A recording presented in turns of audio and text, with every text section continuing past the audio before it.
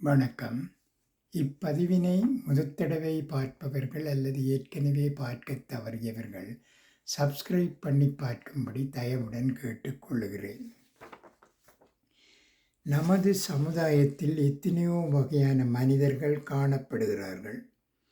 இருக்கை மனிதர், உயர்ந்த மனிதர், சகாய மனிதர், சைகை மனிதர், எச்சரிக்கும் மனிதர், முகவரி மனிதர், உதை மனிதர், நாணய மனிதர், நேர்மை மனிதர், நல்ல மனிதர், குருதி மனிதர் என பல வகையாக காணப்படுகின்றனர். அவற்றை நாங்கள் சற்று விரிவாக பார்ப்போம். பேருந்தில் நிற்க முடியாமல் சிரமப்படும் நமக்கு எழுந்து தன்னிடம் கொடுத்த அந்த யாரோ ஒரு இருக்கை மனிதர். ரயிலில் பேர்த்தில் மேலேற முடியாத நமக்கு தன் கீழ் இருக்கையை கொடுக்கும் அந்த யாரோ ஒரு உயர்ந்த மனிதர். சாலை விபத்தில் நமக்கு முதல் ஆளாய் ஓடோடி வந்து உதவும் அந்த யாரோ ஒரு சகாய மனிதர். தூக்கிவிட மறந்த நம் வண்டி சைட் ஸ்டாண்டை தன் சைகையினாலே தூக்கிவிடச் சொல்லும் அந்த யாரோ ஒரு சைகை மனிதர்.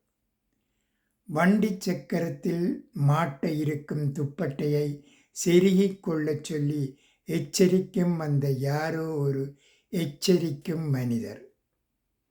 செல்லும் வழி தெரியாமல் முழிக்கும் நமக்கு சரியான வழி சொல்லி உதவும் அந்த யாரோ ஒரு முகவரி மனிதர்.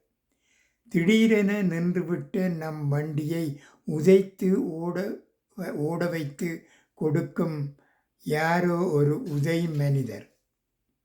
சில்லறை இல்லாமல் நாம் தவிக்கும் போது சரியான சில்லறை கொடுத்து உதவும் அந்த யாரோ ஒரு நாணய மனிதர்.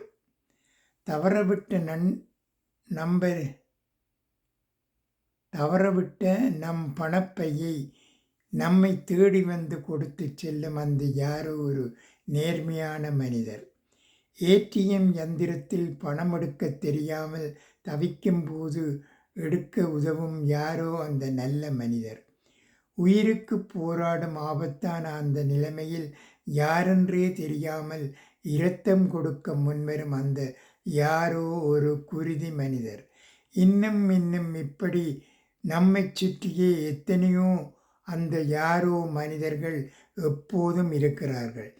தேவையான சந்தர்ப்பத்தில் தங்களுக்குள் இருக்கும் மனிதர்களை அவர்கள் வெளிப்படுத்தி விடுகிறார்கள். நாமும் இருப்போம் முடிந்தவரை யாரோ அந்த சில மனிதர்களாய்.